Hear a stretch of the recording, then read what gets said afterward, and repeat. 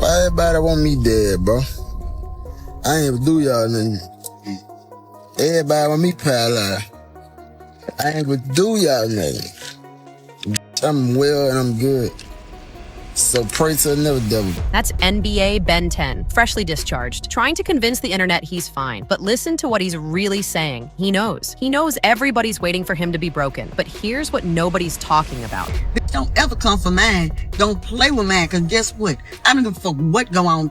They mad. They not never gonna be no embarrassments. They not gonna never have me thinking no type of way. Whatever they choose to do and whatever they do, if it turn out right, That's NBA YoungBoy's mother. And she's not just defending her son, she's issuing a war declaration. Because Ben10 didn't just get shot, he got paralyzed. And the man responsible, he's out here bragging. Thought he was mob ties till I shot his ass a few times. Had to shoot to the D and get new eyes because my man's Ben10 took some of my stuff to the hospital with him. AllStar Junior cold, calculated, taunting. And NBA YoungBoy, he's been silent, which means only one thing, he's plotting. Okay, let me take you back to the night everything went sideways. It's a birthday dinner, supposed to be celebratory. OG3, another member of the YoungBoy crew, is turning up at Confessions, a restaurant on Upper Kirby in Houston. The vibe is supposed to be positive. People are supposed to be eating, drinking, maybe some flexing. Normal industry shit. But there's a problem nobody saw coming. There's a girl involved, not just any girl, a baby mama, and two powerful men in that crew are beefing over her. One of them is J Prince Jr., connected, wealthy, part of the inner circle. The other, AllStar Jr., a rising rapper from Detroit, and he's not backing down. The tension has been building for months. Sneak disses, videos, social media jabs, all of it over this woman. But on this night, in this moment, it escalates from the internet to real life. J Prince Jr. been beefing with a local rapper from Detroit about his baby mama. How you beefing with another man about his baby mama? So J Prince Jr. been rocking with her, and we all know J Prince Jr. is tending about all his hoes. When this man pulled up on Trey Songz trying to fight Trey Songz over a hoe. So J Prince Jr. been dropping sneak disses, been dropping videos dissing the local rapper with the BM in the car. So they at a spot, the local rapper is also at the spot. J Prince Jr. instructed NBA Ben10 and others to run up on a local rapper to snatch his chain. There it is, the instruction, the order. J Prince Jr. doesn't pull the trigger himself. He sends NBA Ben10, he sends other men, he uses them as puppets. This is where everything gets dangerous. Ben10 runs up on AllStar Jr. They're trying to rob him. Chain, watch, everything he's got. It's not about the jewelry though, it's about humiliation. It's about sending a message. J Prince Jr.'s crew owns Houston. You don't beef with them without consequences. But AllStar Jr. isn't that guy. When they get him on the ground, when multiple bodies are on top of him, beating him, trying to strip him, something shifts. He's got nothing to lose at this point, so he reaches. His hand finds cold metal, a gun. Investigators say two men tried to rip chains off another man's neck, taking him to the ground during the robbery. It's still unclear if the men knew each other. Police say after the chains were taken, though, several others jumped in, turning the situation into a large, violent fight with multiple people attacking the victim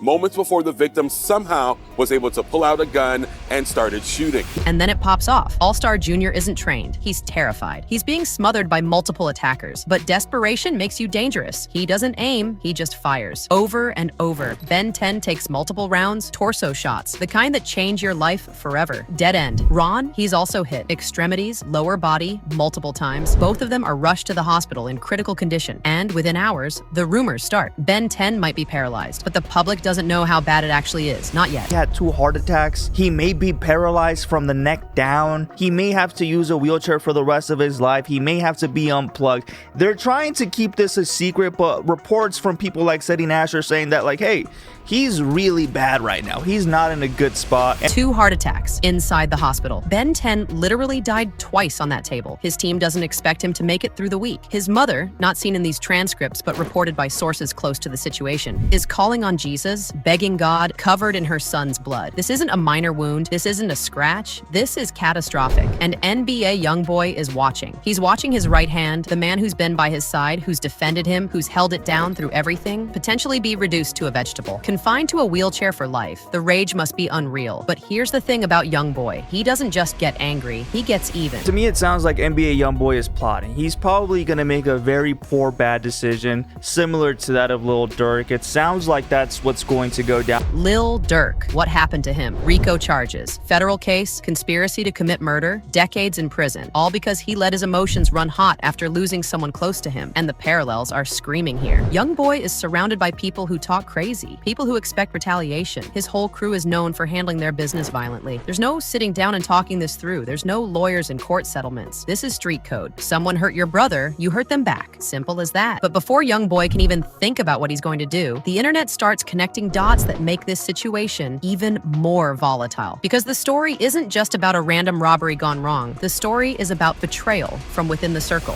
Jay Prince Jr. been beefing with a local rapper from Detroit about his baby mama. How you beefing with another man about his baby mama?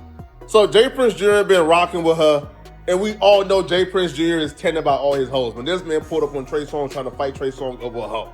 So Jay Prince Jr. been dropping sneak disses, been dropping videos dissing the local rapper with the BM in the car.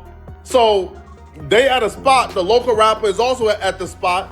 Jay Prince Jr. instructed NBA Ben10 and others to run up on a local rapper to snatch his chain. Wait, let that sink in. Jay Prince Jr., the man who ordered Ben10 to run up on AllStar Jr., was literally there with his hands on him, in the video, choking him, trying to take his chain himself. He used Ben10 as a shield, as a distraction, while he was the one putting hands on AllStar Jr. over this woman. And now Ben10 is paralyzed because of it. Think about how that feels to YoungBoy. Think about that rage. Your right hand gets permanently crippled because Jay Prince Jr. wanted to beef over a baby mama. Because Jay Prince Jr. needed to prove something to a girl who doesn't even matter.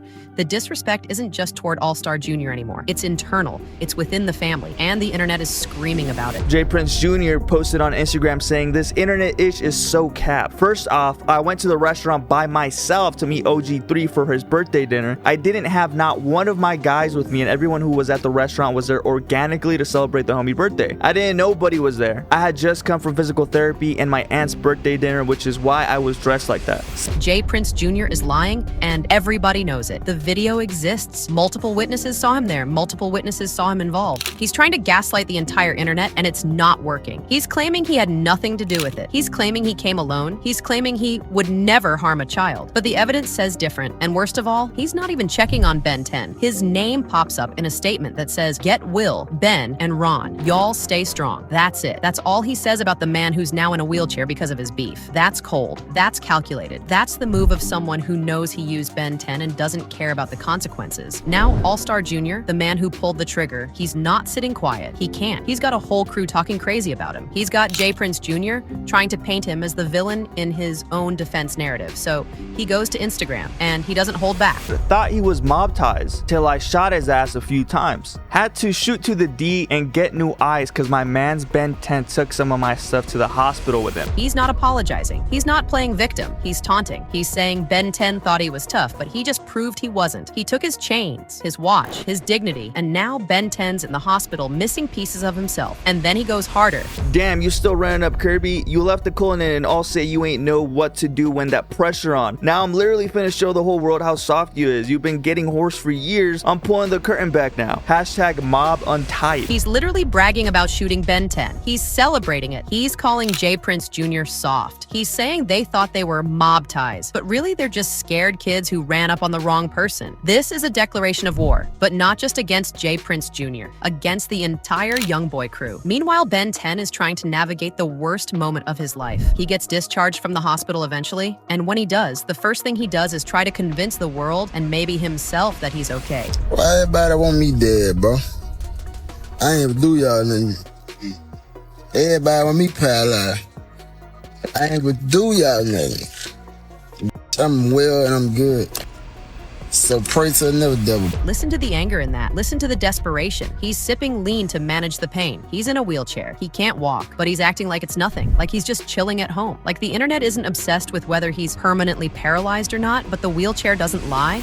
Now, Ben10 posted again, and a lot of people are saying, oh, this is proof that he is actually paralyzed because he was in a wheelchair out on his block. As you can see here, there's a wheelchair there. And he's sipping that drink. He's sipping that blue. Sipping lean, in a wheelchair, trying to look tough for social media. But the damage is real, the paralysis is real, and the internet is dissecting every post, every picture, every attempt he makes to seem normal. Some people are being supportive. Mean nothing, he's just recovering. Then other people saying whatever helps you sleep at night. Saying Offset was in a wheelchair at the casino. But others, they're being vicious. He's not coming back from that. Shit's sad when you think about it too. Bro was moving around his whole life, living it up. Could have avoided a petty situation that had nothing to do with him. Now he can't walk for the rest of his life. The reality is settling in. Ben10 might never walk again. The best case scenario is years of grueling physical therapy with no guarantee of recovery. The worst case scenario is permanent paralysis. And it's all because of a baby mama beef that had nothing to do with him. But the person nobody's talking about, NBA, YoungBoy's mother. She's watching her son watch his brother get permanently disabled. She's watching the internet mock him. She's watching J. Prince Jr. lie. She's watching AllStar Jr. celebrate. And then somebody asks her how she feels about it, and she loses it. She's furious, but she's also protective. She's also a mother who understands the danger her sons are in. And then she says the line that changes everything. Bitch, don't ever come for mine. Don't play with mine, because guess what? I don't give a fuck what go on.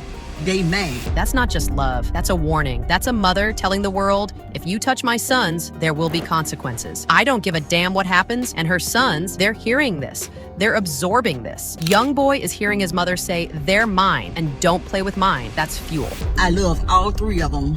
I love all three of them, no matter what. Don't give a fuck what go down, no matter what, they're mine. Sure do.